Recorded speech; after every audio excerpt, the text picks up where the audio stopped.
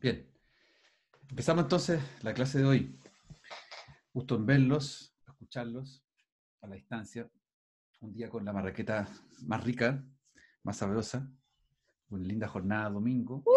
Espero que hayan Bro, participado bien por un Chile mejor, nuevo, más justo, más sano. Eh, es un largo camino todavía, pero no hay que bajar los brazos. Ahora es cuando hay que ponerle más pino a la cosa. En los años anteriores, después del 89, cuando, cuando fue el plebiscito del 88, ustedes no nacían todavía, en esa época venía la gente muy desgastada de los 80, el 80 pasó muchas cosas. Yo me acuerdo que al colegio no tenía, todos los meses no había clase, una o dos veces al menos había clase o 3 días, porque había mucha cosa, fue heavy. Entonces después del 89 la gente se fue de capa caída, no quiso hacer nada más, nos relajamos con los 90, que venían como prometiendo prosperidad, y se fue diluyendo muchas cosas. Así que ahora no tiene que pasar eso.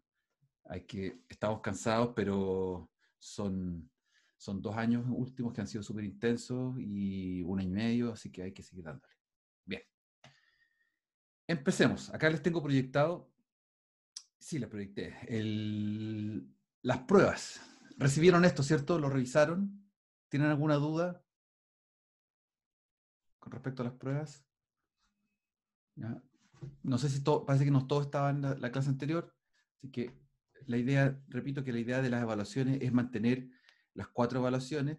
La primera evaluación post semana de receso, con el taller de análisis lingüístico, la segunda evaluación que es un mini proyecto en pareja, y la idea es que ustedes en 3 sesiones la primera sesión todos puedan entregar y las siguientes sesiones puedan también, junto con la primera sesión de entrega, puedan presentar y generar esta experiencia de aprendizaje colectivo que va a significar, y súper entretenido, porque va a significar ver distintas lenguas estudiadas por ustedes mismos, que sean lenguas que no conocemos. La evaluación 4 es el proyecto final, que también es en pareja, todos entregan el mismo día. Eh, claro, lo que expliqué la semana pasada, que ahora como no estaba todo el mundo la semana pasada, lo estoy socializando de nuevo. Y la evaluación número 4, que es tal cual, desde siempre habíamos dicho que iban a ser, íbamos a tomarnos un día para entregar, y de ahí las presentaciones ese mismo día, viernes 15, más lunes 18, más lunes 22 de enero, pensando en terminar antes de la semana de receso, de tal forma de que la semana y media que tengamos en marzo sea realmente una semana formal de si hubo algún problema, no sé, algo pasó que puede pasar, que faltó una clase, que faltó una nota, no sé, sea una semana para ajustar. La evaluación 3 es el cambio. La evaluación 3 ya no sería la unidad 3, probablemente tal, sino que sería el preproyecto del proyecto final. O sea, sería como ustedes despliegan el diseño del proyecto final. Esa sería la evaluación número 3. Ahora bien, los elementos de la unidad 3 no los vamos a dejar de lado. Lo más probable es que los vayamos a incorporar también como parte de este proyecto final. Pero ya no es una evaluación formal de la unidad 3, sino que es una evaluación del proyecto, perdón, del preproyecto, donde ustedes ya diseñan cómo van a hacer ese proyecto final. De esa forma, eh, damos mucha más fuerza a enero, que enero es un mes pesado. En general, en el mundo del trabajo, claro, en enero está más cansado, terminamos docencia, en enero uno está más cansado, quiere relajarse. Pero enero es un mes súper complicado laboralmente. O sea, todos los que trabajamos, no solamente en docencia, hacemos otras cosas, que yo tengo una consultora, enero es un mes donde hay mucho trabajo, mucho trabajo, y se siente. Entonces, es un mes que empieza el año, pero en realidad es como el último mes del año. Así es que me parece que va a ser mucho más práctico aunar fuerzas para que enero sea el mes donde trabajemos por el proyecto final en estas 2 sesiones, estas 2 fases. profe, Sí. sí, igual me confundí, una compañera igual escribió en el chat, no entendí bien lo del proyecto final, la evaluación número 3, ¿eso sería individual o también sería en pareja? No, también en pareja. También sería en Ah, pareja. ya, Sí. pero es como una prefase para el proyecto Es final en pareja, diseño, o es sea, ah, diseño. ya, ok, de acuerdo. Cuando uno presenta un proyecto, siempre presenta un diseño de proyecto, o preproyecto, o anteproyecto, que es poner todas las coordenadas, qué se va a hacer, cuáles son la lección del marco teórico, qué es lo que se estudia, cuál es la distribución de roles. Es el preproyecto. Eso es lo que se va a evaluar en ese momento. Y ustedes con eso tienen inmediatamente cabida para seguir adelante. Yo les doy feedback inmediato y ustedes siguen trabajando en el proyecto para entregar y poder hacer la nota. Entonces, lo único que tendríamos individual sería el taller y Claro. la evaluación número 1. Ah, ya, de Claro, acuerdo. exacto. Eso. Bien, Gracias. bien. Pasemos entonces entremos en materia. Tenemos la clase de hoy, va a ser una clase que vamos a hablar sobre la gramática mental. ¿Ya? Todavía va a ser una clase todavía más teórica, y yo les voy a pedir que se acuerden de ejemplos, a medida que yo vaya conversando y presentándoles, por favor, recuerden ejemplos, porque la idea es que ustedes puedan aportar con ejemplos de su experiencia, para que vayamos también dándole la faceta práctica a todo lo que tiene que ver con los planteamientos teóricos que hace Jackendorf. ¿Ya? Habíamos conversado en la clase anterior sobre el argumento, o sea, empezamos a trabajar sobre el argumento de la gramática mental, empezamos a conversar sobre esto, y hay un video que quiero que veamos que es muy interesante porque nos plantea las definiciones de gramática. Yo me imagino que en gramática, en gramática o lingüística, ustedes en algún lugar por ahí vieron las distinciones, diferencias o definiciones de lo que es gramática. Yo creo que en este video lo que hacemos es aterrizar un poco más el contexto de lo que nosotros estamos trabajando. Así que, menos cháchara, y veamos el video mejor. ¿Ya?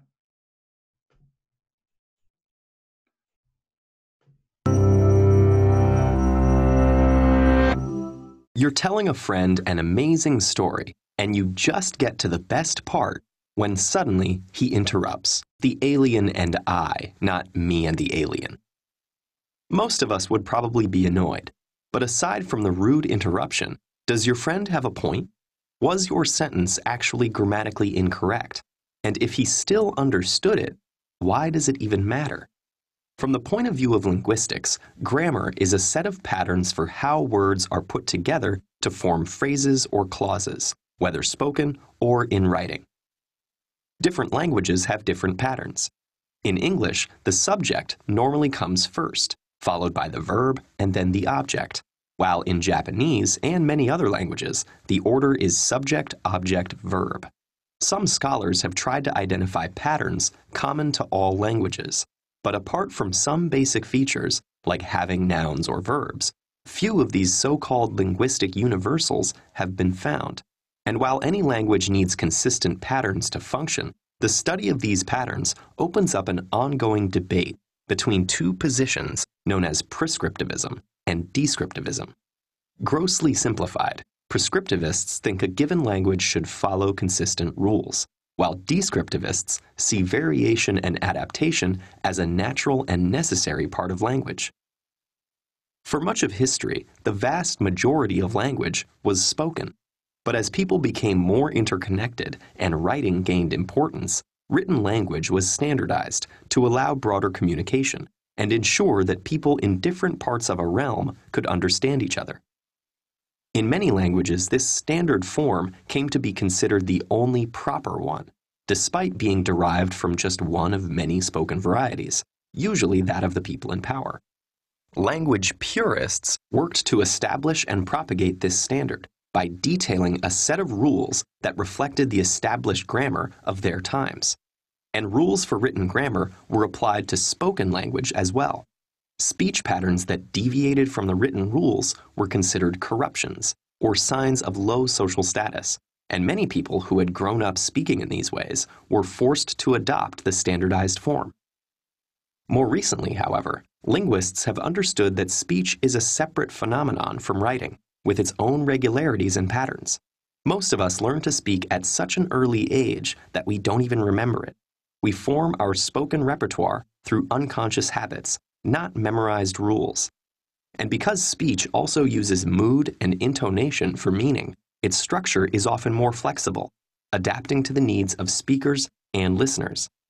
This could mean avoiding complex clauses that are hard to parse in real time, making changes to avoid awkward pronunciation, or removing sounds to make speech faster. The linguistic approach that tries to understand and map such differences without dictating correct ones is known as descriptivism. Rather than deciding how language should be used, it describes how people actually use it. and tracks the innovations they come up with in the process. But while the debate between prescriptivism and descriptivism continues, the two are not mutually exclusive. At its best, prescriptivism is useful for informing people about the most common established patterns at a given point in time. This is important not only for formal contexts, but it also makes communication easier between non-native speakers from different backgrounds. Descriptivism, on the other hand, gives us insight into how our minds work and the instinctive ways in which we structure our view of the world. Ultimately, grammar is best thought of as a set of linguistic habits that are constantly being negotiated and reinvented by the entire group of language users. Like language itself, it's a wonderful and complex fabric woven through the contributions of speakers and listeners, writers and readers, prescriptivists and descriptivists from both near and far.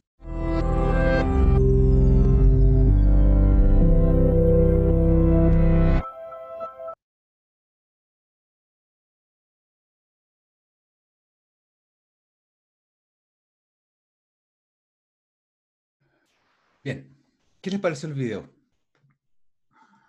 ¿Qué les llama la atención del video, de las cosas que aparecen ahí, que se presentan?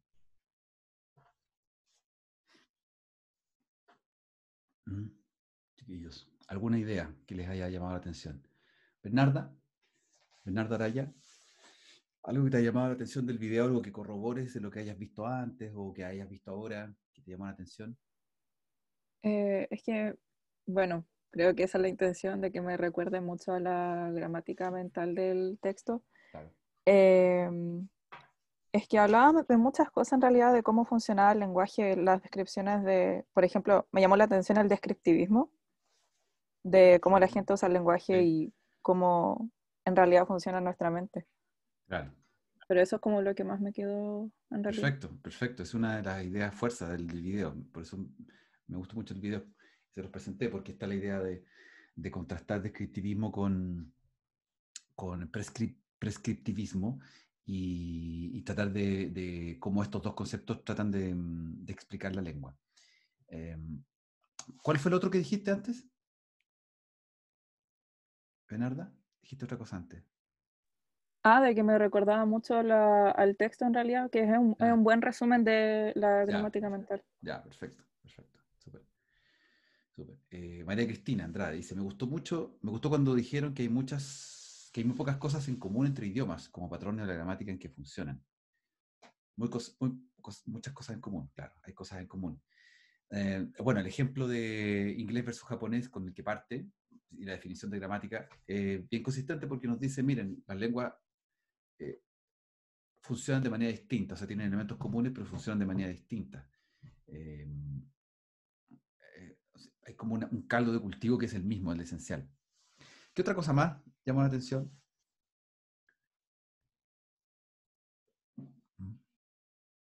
Carolina Guzmán, Carolina, ¿estás por ahí?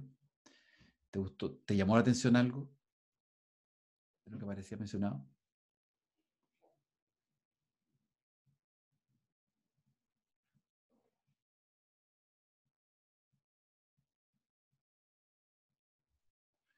Dice, me llama la atención que estudie la lengua en uso más que solo las normas y que el prescriptivismo no es tan inútil como creía yo. Claro, sí, esos dos comentarios estoy súper de acuerdo con eso. En realidad, la lingüística estudia las lenguas en uso, no es una disciplina que estudie como constructos teoréticos. Eso se le ha criticado mucho a Chomsky cuando él hablaba acerca de solamente como en teoría. Y en realidad la lingüística de campo es súper entretenida porque trabaja con lingüística de verdad, así en campo. Ahora, el prescriptivismo tampoco es tan inútil porque lo que nos hace, recuerden, el video dice, lo que nos hace es aprender normas para facilitarnos la adquisición de ciertas lenguas. O sea, es una ayuda, es como un torpeo, una ayuda a memoria. Pero quedarse instalado solamente en el prescriptivismo no nos ayuda mucho porque no nos muestra lo que es la realidad de las lenguas. Retornando a lo que habíamos conversado en la clase anterior, cuando estábamos revisando estas preguntas, yo les decía, alguien se ofreció de revisar la 4 y la 5. Veamos de nuevo, paso a paso. ¿por qué Jagendorf habla de, para explicar, para argumentar la gramática mental, por qué habla de números, lenguaje, neuronas, y después habla de patrones, almacenamiento? ¿Cómo podríamos organizar estos 5 conceptos, 5 palabras para poder entender cuál es la argumentación que está detrás de las palabras de Jagendorf? Partamos con la idea del número de palabras, número de neuronas. ¿Qué pasa con eso? Francisca, Asensio, Ah, o ¿alguien quiere hablar? yo, Sebastián. Sebastián. Dale, Sebastián. Bueno, que el autor al final, a fin de cuentas, se cuestiona cómo es que somos capaces de generar lenguaje. Entonces, frente a eso, llega a la conclusión de que tal vez, en primer lugar, es como almacenamos un número infinito de oraciones, lo cual a través después de llevar a cabo muchos ejemplos, da cuenta que es casi imposible, porque el lenguaje y la recursividad del lenguaje genera una infinidad de oraciones, Sí. a lo cual llega como más que nada como a la conclusión que tiene que haber otro sistema que permita generar este lenguaje, que vendrían siendo los patrones, que uno almacena patrones gramaticales en realidad, los cuales uno después pone palabras, en las cuales uno ya conoce el significado para darle un sentido. Claro. Y Bien. frente a eso mismo también dice de que, de que si tuviéramos que almacenar un número de palabras o frases en realidad, sería como equivalente, como no me acuerdo, como 1.000.000 de 10 palabras elevado, o 10 elevado a oraciones como 10, por algo así. cada neurona que tengamos. Y Ah, era como imposible. exacto. Sí, por ahí tiene una cifra así estratosférica, 10 elevado a 4, 10 elevado a 10, tal cosa. O sea, como que si tratáramos de hacer la equivalencia primero entre el número de palabras y el número de neuronas que pudiesen almacenar la información, ese matching de como casi 1 a 1 es imposible.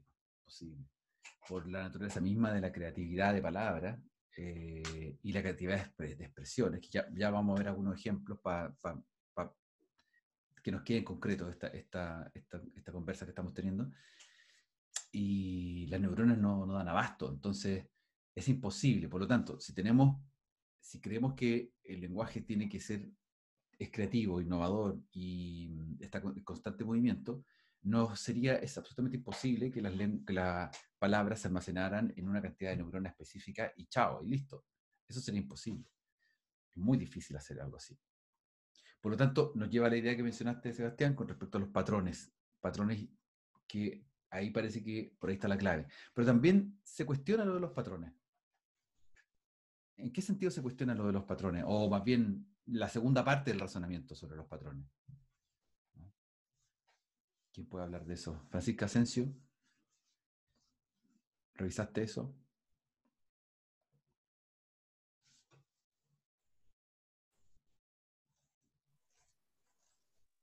Profe, ¿Sí?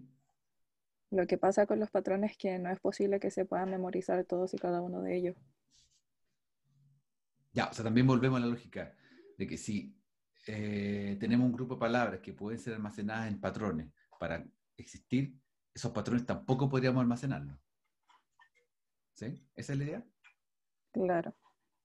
Pero de alguna manera igual existe como eh, tenemos la habilidad de ver las posibilidades para poder de alguna manera como transmitir lo que queramos decir, Mm, sin necesidad de conocer todos los patrones que hay. claro. O sea, como que ni siquiera somos muy conscientes de todos los patrones que tenemos, que ya deberían ser hartos. ¿Puedo Bueno, agregar aquí, algo? sí, claro, dale. Que al final el autor también llega a la conclusión de que no somos capaces de almacenar todos los patrones por el mismo tema de las oraciones, pero sí logramos almacenar patrones básicos a los cuales, gracias a la recursividad del lenguaje, los podemos mezclar y podemos generar otros patrones más complejos en el momento, y que no necesariamente los tenemos que tener aprendidos. Por eso podemos interpretar y entender frases que tal vez nunca hemos visto o escuchado Mm, en nuestro día a día. claro. Claro, y ahí viene lo misterioso de cómo poder argumentar que existe esta gramática mental que nos permite, o llamémoslo lo que sea, esta cosa X que nos permite actuar de la manera que usted está mencionando. ¿Cómo logramos hacer esto? ¿Cómo logramos poder memorizar ciertos patrones y no memorizar los todos? Porque de alguna manera tiene que haber algo disponible para seguir extrayendo información y seguir procesando. Es como si comprimiéramos toda la información y después pudiéramos descomprimir para poder usar. Es una cosa muy, muy rara la que ocurre. Por eso las metáforas o analogías de la computación o la teoría computacional de la mente sirven harto para entender este fenómeno. Aquí tenemos la primera característica de la recursividad lingüística. ¿Ya? Es típica. Bill thinks that Beth is a genius. Sue suspects that Bill thinks that Beth is a genius. El perro que come de mi tía, el perro que come que es blanco que es lindo es de mi tía, el perro que come que es blanco que es lindo que de raza Kill Terry es de mi tía, así, y uno va sumando y sumando recursivamente, por lo tanto yo no me puedo aprender los patrones, tengo que aprender como la característica de la recursividad y dónde aplicarla. O sea, eso parece ser más que el aprendizaje, como aprendizaje formal, parece ser un aprendizaje muy, muy intuitivo. Y como tú dices, Paula Vargas, que no importa cuántos patrones guardemos en nuestra mente, siempre habrá uno más y otro más infinitamente. Claro. Lo curioso de esto, y a ver si les ha pasado, cuéntenme si les ha pasado, que cuando uno aprende otra lengua, tiene mucha más conciencia de los patrones que está adquiriendo, o al menos de los recursos. Díganme si no alguna vez han aprendido algo de otra lengua y que han entendido que eso les va a permitir, por ejemplo, hacer una oración subordinada adjetiva, que es lo que acabo de hacer. El perro que es blanco, que es de mi tía, es tal cosa. Que es blanco, que es de mi tía. Esa es una oración subordinada adjetiva que se refiere al perro. Cuando uno aprende, por ejemplo, ese mecanismo en otra lengua, uno no lo suelta nunca más. O sea, es un mecanismo que yo, si quiero construir una oración y parecer que me manejo muy fluido en otra lengua, la tiro, la lanzo. Lanzo la oración con subordinada y quedo como rey, porque estoy manejándome en la lengua. Y estoy ocupando, pero sacándole el jugo al recurso. ¿Ya? Díganme si no les ha pasado eso. Tiziana dice, cuando fui a una clase italiano, ordenar y entender los patrones es más fácil de entender más en la construcción de las oraciones. Claro, totalmente, totalmente. Profe, a mí me pasó que cuando empecé a estudiar traducción y me empezaron a pasar la estructura, no sé, en Porto, la empezaba a asociar en el español, porque en el español, o sea, en el colegio no te enseñan tan profundamente el lenguaje, entonces No, después como que decía, esto es por esto, pero porque lo fui aprendiendo en otro idioma primero. claro, no, es fantástico, porque todos los caminos llevan a Roma. O sea, si si te pasó a ti eso, fantástico, porque le diste más valor a tu propio aprendizaje innato de la lengua y la capacidad también innata que uno tiene para aprender otras lenguas. Y por eso también en la universidad ocurre cuando uno estudia lengua, llegas a estudiar gramática española, por ejemplo. Y dice, pero ¿por qué voy a estudiar gramática española si yo sé hablar español? Y dice, ¿qué cosa más ridícula? Pero cuando empiezas a estudiar, a hacer como la metacognición, el metaanálisis de tu lengua, te vas dando cuenta de cuáles son los recursos que manejas. Y yo me acuerdo, yo hacía harto gramática española años atrás, curso de gramática española 1, 2, 3, y empezábamos desde nada hasta las oraciones subordinadas más complejas, y yo veía cómo los estudiantes sufrían, pero también veía cómo disfrutaban en el momento en que decían, wow, ahora entiendo cuáles son las posibilidades de una oración subordinada sustantiva, por ejemplo. Una oración subordinada sustantiva, que los niños chicos de 3 años y medio, 4, la ocupan de repente como si nada, y uno dice, wow, qué tremenda construcción esa. Entonces, es por eso que cuando uno escucha hablar otra lengua a alguien y hay cosas, uno se pierde, porque están ocupando estas estructuras súper complejas. La enseñanza básica y media es malísima. Es que, claro, hay otra orientación. El lenguaje y comunicación en enseñanza media y básica está orientado a eso, orientado como a entregar ciertas capacidades para comunicarse y socializar. No está orientada como un análisis intrínseco de la lengua o hacia adentro, inmanente. Y entonces no todo el mundo necesita hacer ese análisis interno. Hay gente que nunca lo va a usar, nunca lo va a necesitar. En cambio, nosotros sí, pues, nosotros sí necesitamos tener un análisis intrínseco e inmanente, como le llaman los lingüistas europeos, a la lengua. O sea, tenemos que hacer un análisis de fonemas, morfemas, estructuras sintácticas, morfológicas, tenemos que hacerlo, si no es difícil para nosotros poder aprender otra lengua como a un nivel más consciente y sobre todo poder manejarla para hacer traducción o para hacer enseñanza de lengua. Fíjese este ejemplo. ¿Qué se quiere demostrar con este ejemplo? En 8A, la serie 8A a D y la serie 9A a 9D. Fíjense, 8A. Ben's father is a linguist. Ben's father's older brother is a linguist. Ben's father's older brother's best friend is a linguist. Best father's older friend's best father's older brother's best friend's former lover is a linguist. Y ahí ya yo estoy tratando de leerlo y me es difícil porque no me es natural como patrón. En cambio, el siguiente, fíjense. This is the house that Jack built. This is the refrigerator that sits in the house that Jack built. This is the cheese that fell out of the refrigerator that sits in the house that Jack built. Independiente que la oración se ponga más compleja, me parece más lógico esto. This is the mold that grew on the cheese that fell out of the refrigerator that sits in the house that Jack built. O sea, me parece mucho más normal decir eso. ¿Qué pasa ahí? ¿Qué es lo que se está diciendo? El primero hay que leer de atrás para adelante, claro. Hay un problema de qué, o una diferencia de, tú dices leer de atrás para adelante, ¿qué quiere decir eso? ¿Cómo le Que llamamos para, no sé, sí, patrones sí. del lenguaje. Decimos, para poder entender esa frase no puedo leerlo como en el español, voy a tener que leerlo como se forma en inglés. Y voy a tener que hacer la transcripción de atrás para adelante. Exactamente. Tenemos, ahí yo les doy entre paréntesis, el patrón English y el patrón español. Como que a pesar de que están estas dos Tizianas, dices, con los patrones podemos formar oraciones coherentes y no coherentes. Y claro, podemos formar, con los patrones podemos formar oraciones coherentes y no coherentes, sí, es cierto. Porque, o sea, escuchen, yo no creo si se acuerdan ustedes de su experiencia, tal vez algo se acuerdan de cuando eran niños, o tal vez deben tener, lo más seguro es que sus padres deben haberles grabado a ustedes videos cuando eran cabros chicos, cabras chicas, y debe haber algo por ahí que ustedes pueden escucharse hablar cuando eran niños.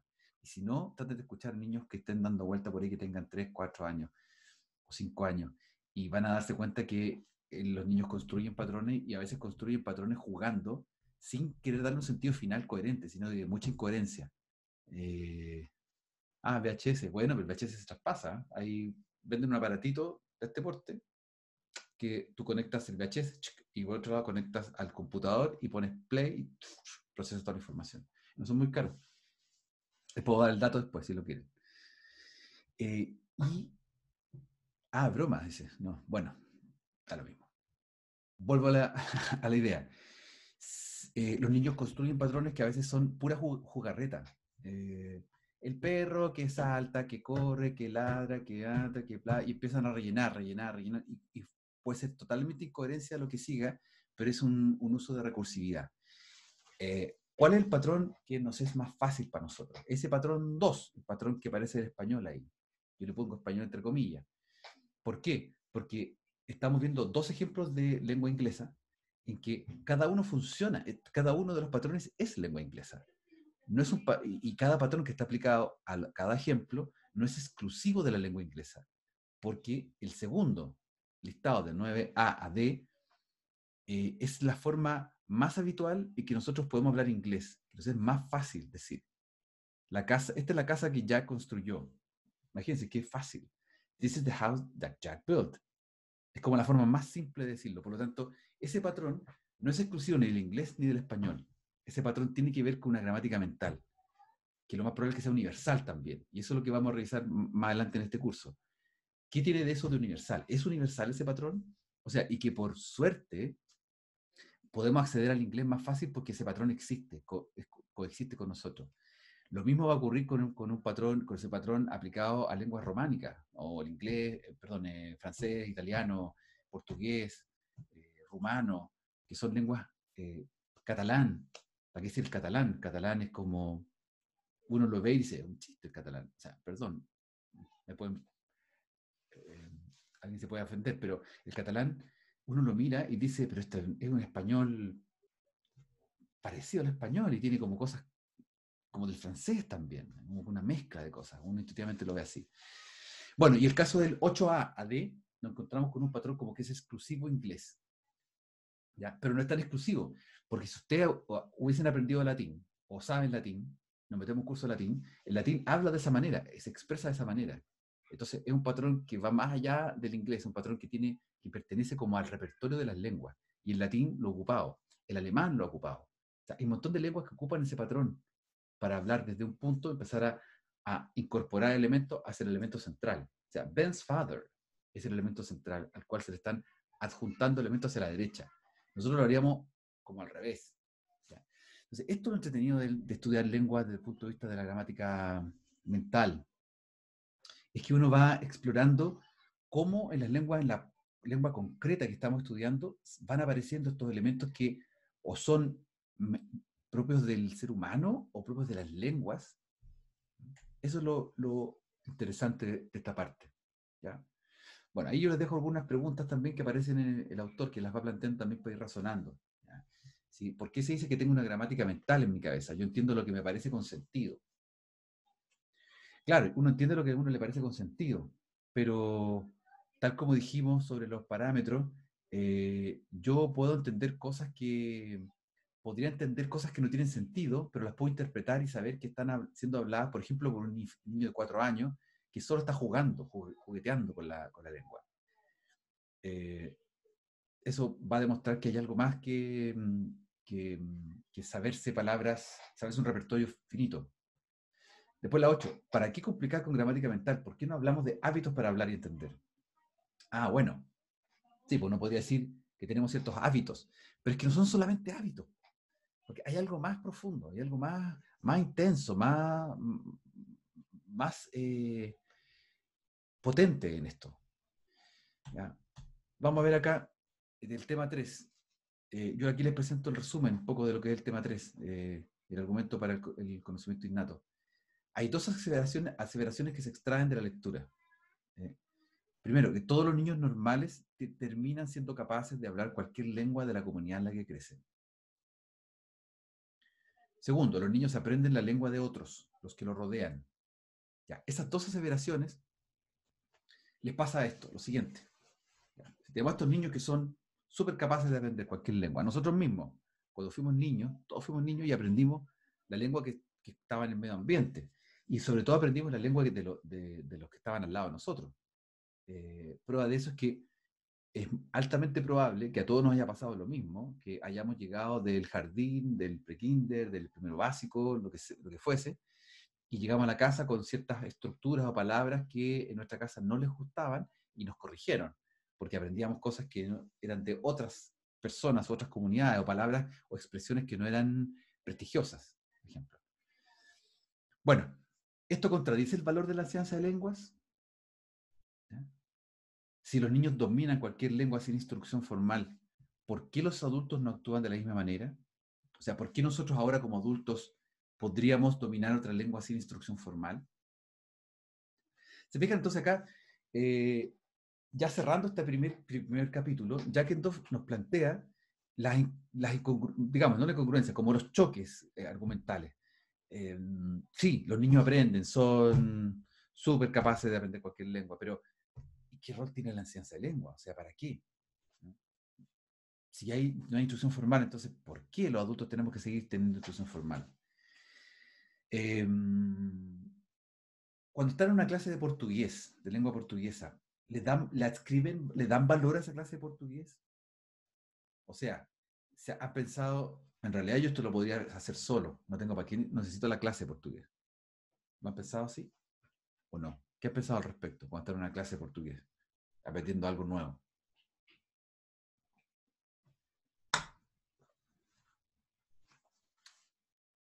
A ver quién puede hablar que no ha participado. Mary González, ¿estás por ahí? ¿Qué te parece a ti? Y después Dante Chihuay, ¿qué te parece a ti?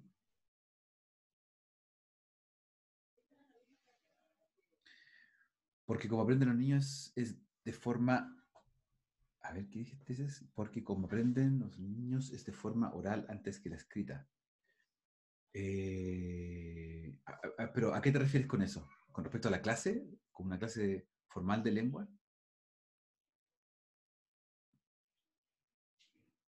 Dante, ¿qué piensas tú? Ya, pero eso de que te enseñen las reglas, Mary, ¿te parece bien? ¿Te parece que funciona, que te sirve?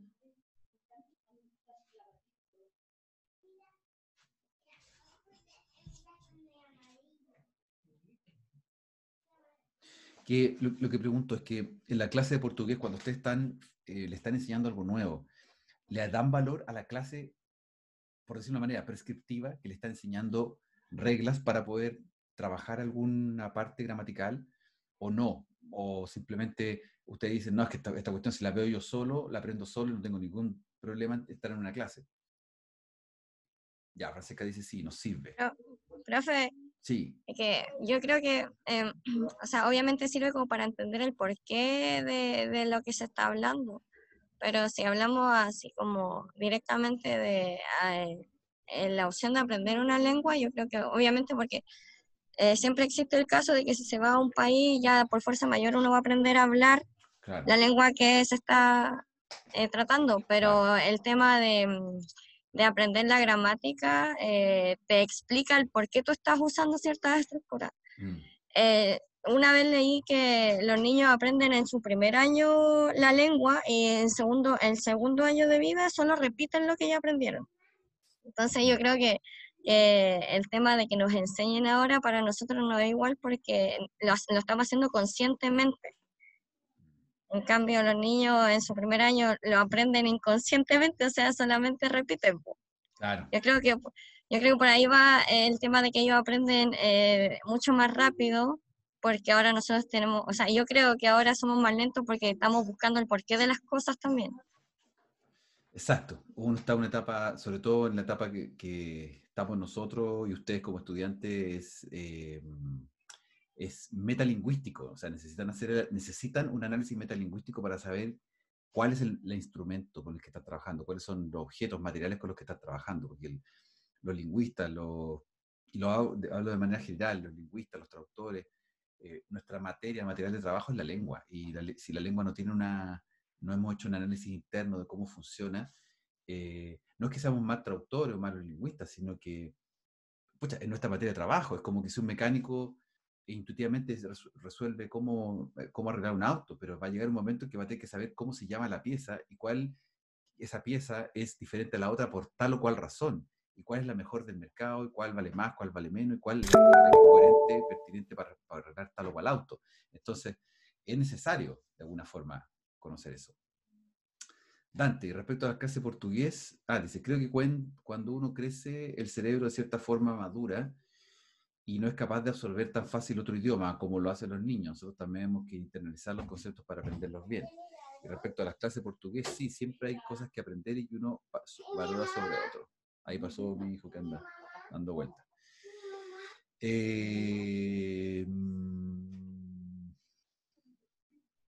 Claro, claro, totalmente. Camila dice, sin embargo, prescriptivismo, considerando esto como la clase portugués, es necesario para entender aspectos más formales en el sentido de ser capaces de desarrollar algunos tipos de textos que necesitan de ciertos parámetros, al igual que otros registros de habla. Ok. Sí, sí, sí, sí. O sea, volvemos o no votamos, no desechamos la idea de que nuestra forma de conectarnos con una siguiente lengua tiene que ver con aprender ciertas estructuras formales. Miren este ejemplo. Nobody don't like me, dice el niño. La madre dice, no, say nobody likes me. El niño después, nobody don't like me. Después de algunas repeticiones, dice, no, now listen carefully. Say nobody likes me. Ok, nobody don't likes me. ¿Qué pasó acá? ¿Qué pasó acá? Javier Gómera, Noemí Retamal, cuéntenos, ¿qué pasó acá?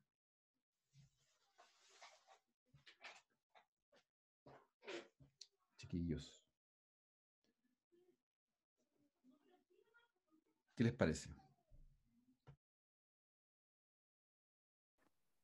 Parece que el niño está negando 2 veces, entonces quizá por eso está incorrecta la oración,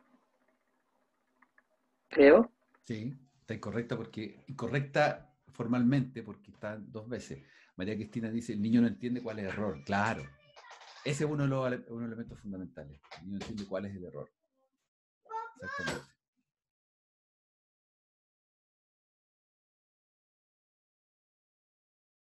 Espérame un segundito.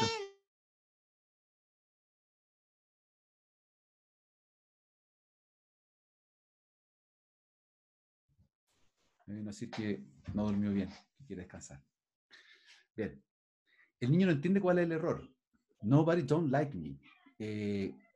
Nos ha pasado a nosotros también, pues, ¿cuándo decimos también doble negaciones? Por ejemplo, ¿decimos doble negación en algún momento?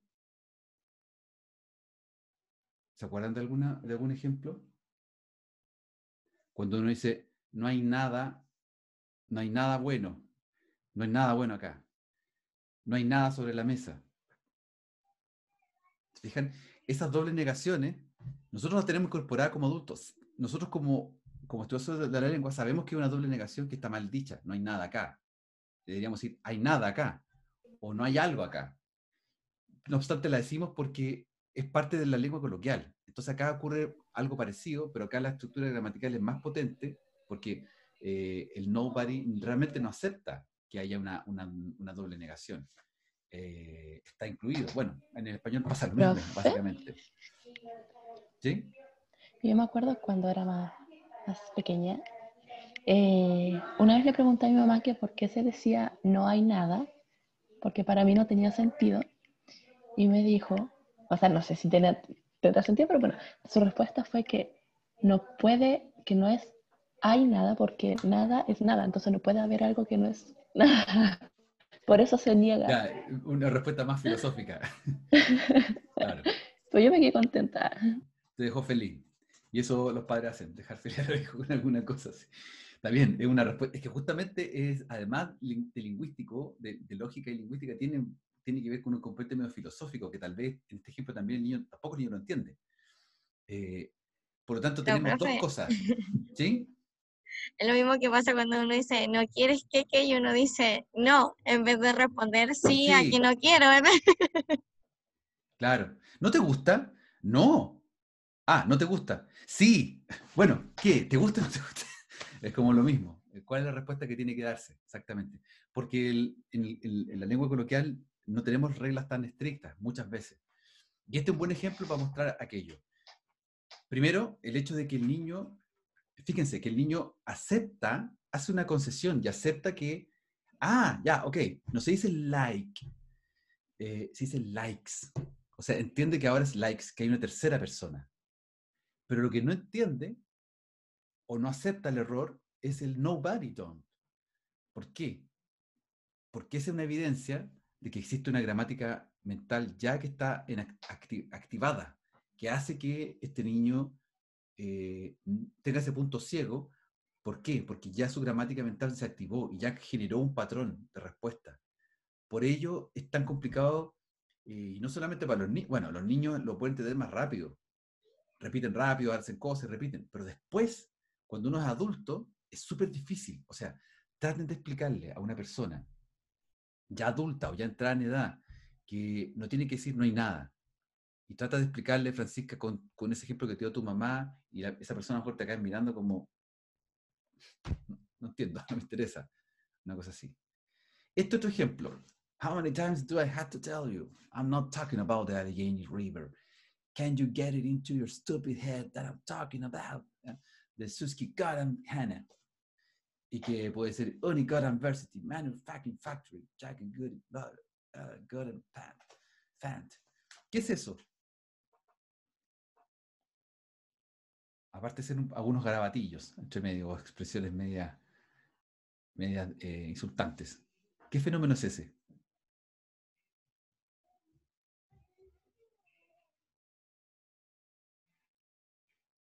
¿Mm? ¿Alguien por ahí que puede decir qué fenómeno es ese? ¿Qué les parece que es?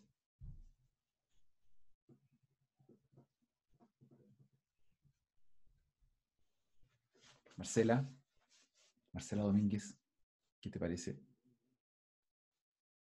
¿No lo entendiste, María O Cristina? sea, sé cómo es, pero no sé cómo explicarlo en este momento con palabras.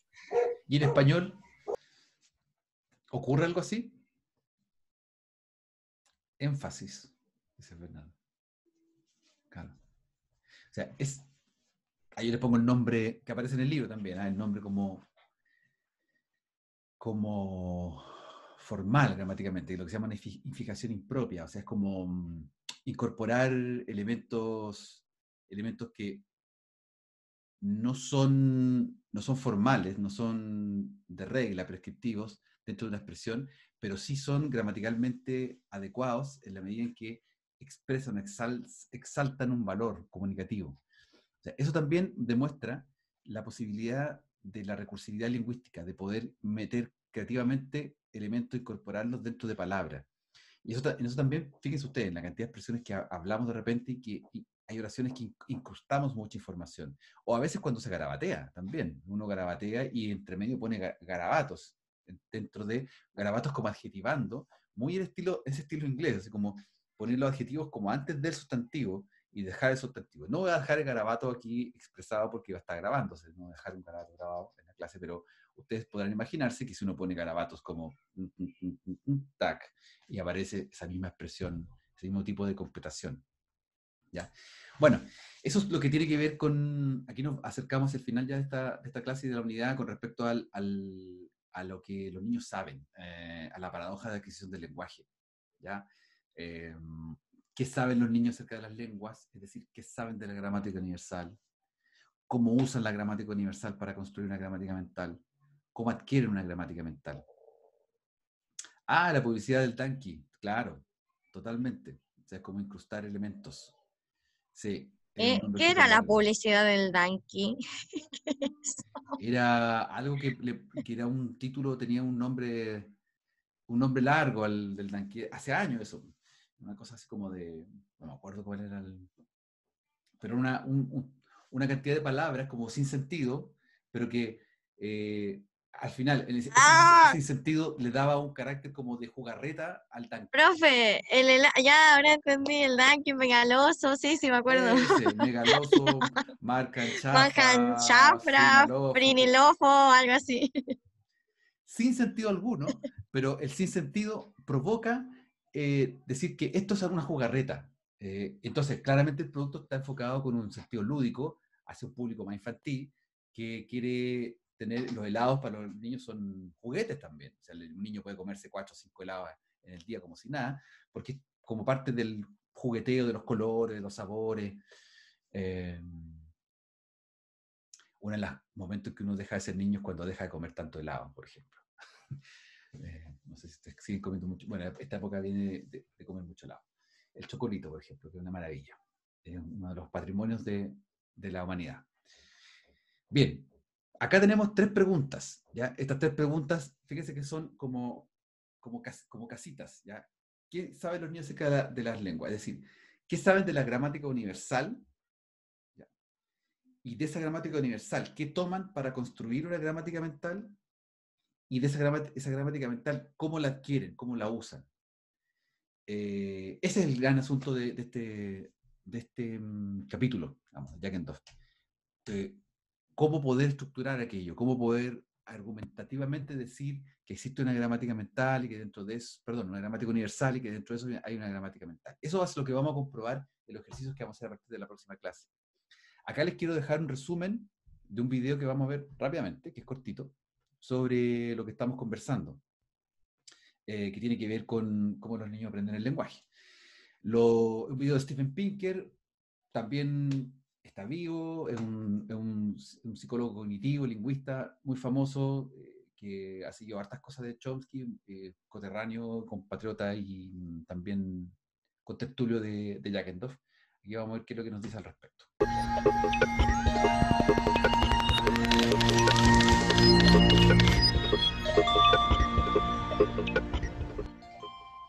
Now, children can't memorize sentences because knowledge of language isn't just one long list of memorized. Perdón, voy a poner los subtítulos. Observe subtítulos.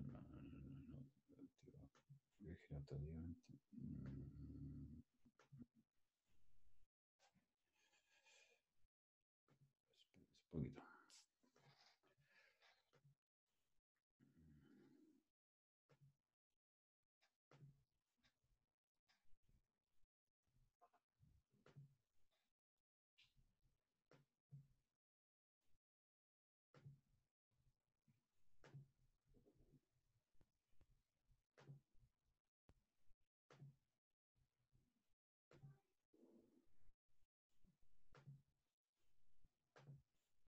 Can't memorize sentences because knowledge of language isn't just one long list of memorized sentences, but somehow they must distill out or abstract out the rules that go into assembling sentences based on what they hear coming out of their parents' mouths when they were little.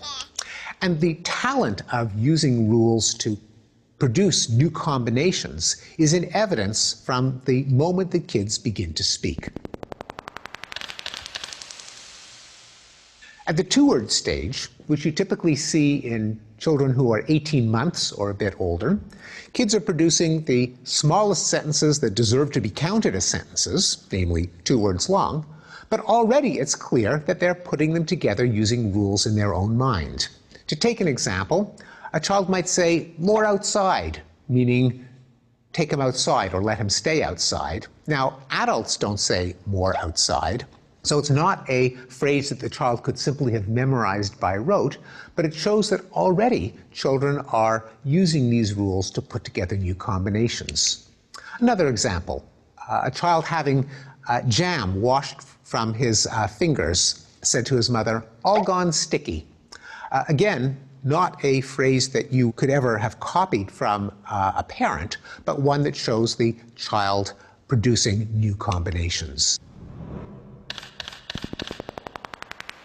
An easy way of showing that children assimilate rules of grammar unconsciously from the moment they begin to speak is the use of the past tense rule. For example, children go through a long stage in which they make errors like "we holded the baby rabbits," or "he teared the paper and then he sticked it." Cases in which they overgeneralize the regular rule of forming the past tense, add ed, to irregular verbs like hold, stick, or tear. It's easy to get children to flaunt this ability to apply rules productively in a laboratory demonstration called the WUG test. You bring a kid into a lab, you show him a picture of a little bird, and you say, "This is a WUG." Then you show him another picture, you say, "Well, now there are 2 of them." There are 2, and children will fill in the gap by saying WUGs. Again, a form they could not have memorized because it's invented for the experiment, but it shows that they have productive mastery of the regular plural rule in English. And famously, Chomsky claimed that children solve the problem of language acquisition by having the general design of language already wired into them in the form of a universal grammar, a spec sheet for what the rules of any language have to look like.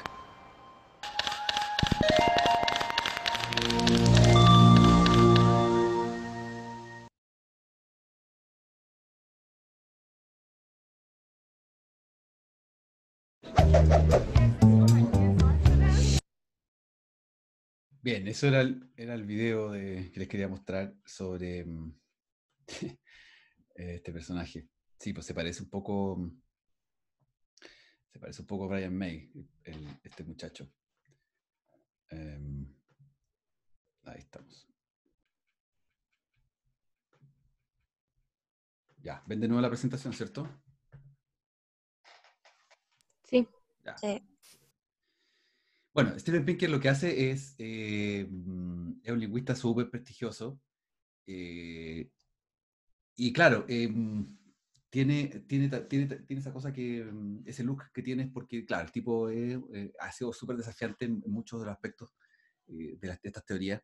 En este caso lo que hace es básicamente explicar estos principios de Chomsky. De hecho, es parte de un curso que dura 55 minutos, como una hora, un curso que va introduciendo los diversos temas de la lingüística. Es súper recomendable. Se los voy a dejar, yo creo, como link para que lo echen una mirada y disfruten también en algún momento. ¿Ya? Algunas conclusiones antes de terminar la clase de lo que hemos visto. Digamos, la gramática, el argumento de la gramática mental tiene que ver, está muy fundamentada en la posibilidad de generar lengua, y generar lengua a través de procesos de transformación. El conocimiento innato que presenta Jackendorf, que presentó Chomsky en un momento, que especifica Pinker, tiene que ver con dos componentes, dos ideas. Que primero hay una estructuración del cerebro a nivel fisiológico, neurológico. El cerebro está ahí presente y mantiene de alguna forma información genética a través del componente evolutivo que ha permitido que se haya generado una función mental específica para el cerebro. Entonces, si la exposición al medio ambiente es clave en la adquisición, ¿por qué decimos que está genéticamente determinada?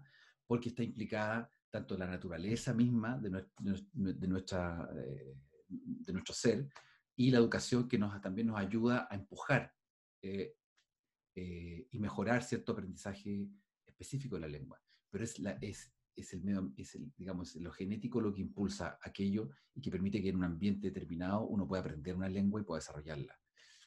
¿Cómo una estructura cerebral para gramática universal ha sido codificada en genes? Bueno, por la evolución. Es como la gran respuesta que hay en este momento. Y por lo mismo, ¿es la hipótesis genética un intento desesperado para explicar lo inexplicable? Totalmente. O sea, es la manera en cómo hoy en día uno explica como si fuera un constructo, digamos. Es la hipótesis más plausible que hay, la hipótesis genética. ¿Ya? Acá les dejo una slide con un esquema donde se explica dentro de la gramática mental lo que es el componente innato y el componente adquirido o aprendido. Entonces, el componente innato es la parte de la gramática universal que tiene la gramática mental. Esto es lo más interesante que vamos a revisar durante el curso, porque esta primera parte, porque nuestra gramática mental nos permite hablar, entender, procesar lengua, aprender. Pero también hay una parte aprendida que nos permite ir más allá. Y Jackendorf, en el final de este capítulo, plantea que el innato adquirido se da en estas tres ideas concatenantes. Por supuesto, si el niño tiene que estar, si está en un ambiente en que puede capturar información por primera vez a palabras que nunca ha escuchado, quiere decir que hay algo innato en él. Y por otro lado, si puede ir aprendiendo ciertos elementos que están alrededor, también vale. Por lo tanto, estas tres ideas que aparecen aquí lo que hacen es sintetizar el razonamiento de lo innato y de lo aprendido dentro de nuestro proceso de ser seres humanos hablantes. Eso es lo más interesante que hay acá. Y aparece en número 3 la pobreza del estímulo, ¿ya? Que es el gran argumento de Chomskiano, que ustedes lo van a revisar, lo van a ver siempre, y cualquier parte que se metan a revisar lingüística y gramática mental. Y que dice efectivamente que el niño, si hay algo que no puede imaginárselo, que no aparezca, y que de repente lo puede tomar y lo puede generar, si de la nada, es porque la pobreza de estímulo o el poco estímulo que hay a partir de algo conocido permite probar que nosotros venimos codificados previamente, que tenemos nuestros genes, una codificación para poder hablar y para poder aprender lengua. ¿Ya? De esa manera, es como Jackendorf termina el capítulo diciendo que la lengua hoy día, para poder entenderla o poder modelarla, se ha explicado desde el punto de vista de la hipótesis modular. Es decir, que como nuestro cerebro tiene una propiedad general de la mente, una cognición general, para poder escuchar música, disfrutar del arte, disfrutar de una puesta de sol, disfrutar de un rico almuerzo ahora más rato, y todo eso, todas esas cosas que se producen en nuestra mente tienen que ver con las propiedades generales de nuestra mente, que es un elemento cognitivo muy poderoso. Pero esas propiedades generales de la mente han permitido generar dispositivos especiales para la lengua. Y hoy en día, o hace ya varios años atrás, que se ha estado estudiando cómo los módulos, o por ejemplo el componente semántico, se relaciona con el componente sintáctico, y ese se relaciona con el componente fonológico. O sea, hay un cableado entre esos, imagínense 3 módulos que van cableados y que tienen distintas formas de cablearse entre sí. Y ese cableado es propio de nuestra información genética. Y cómo lo hacemos ese cableado es parte del dispositivo que actúa y que pone play para que una determinada lengua se dé. ¿Ya? ¿Alguna pregunta, comentario general?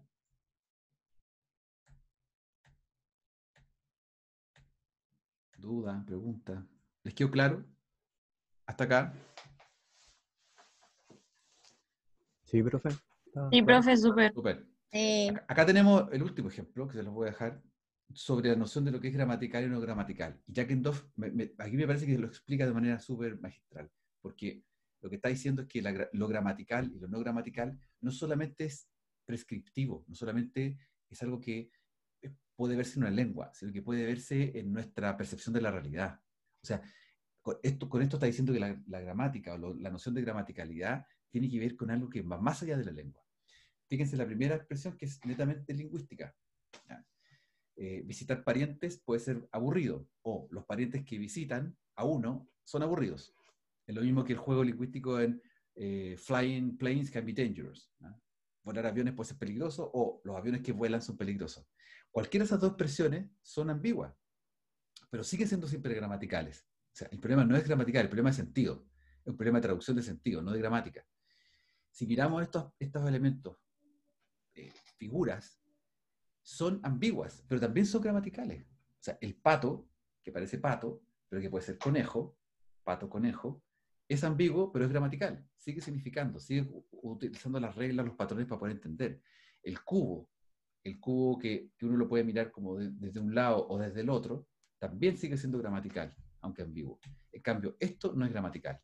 La serpiente, esa serpiente que está ahí, que como que una serpiente termina donde empieza la otra, o el tridente que está como en distintas dimensiones, o el triángulo que parece que estuviera como fuera un efecto medio cubista, que dónde está el triángulo, dónde empieza o termina, cuál es la pared anterior y la posterior, la interior, la de afuera, es súper raro. Esos, por ejemplo, son cuestiones no gramaticales, porque no nos dan la posibilidad de procesar la información, no la podemos procesar, es como rara, no sabemos qué hacer con eso. En cambio, las anteriores sí son gramaticales. ¿Ya? Bueno, con ese ejemplo terminamos y espero que les haya servido esta clase para poder entender un poco más lo que es la gramática mental. Es cierto que hay harta info y una vez es poco recursiva la explicación, pero con los ejemplos que vimos, los videos, les va a quedar ese concepto métrica que ya más instalado. Y ahora cuando lo veamos en ejemplos concretos también va a ser también más interesante y más rápida la clase. Bien, pues chiquillos, y chiquillas, que tengan buena semana, pásenlo bien, disfruten, que sea una semana productiva. Nos vemos. Chaito. Gracias, profe, que esté bien. Igual, Nos vemos, chao. profe. Chaito. Chao, chao. Chao. Nos vemos.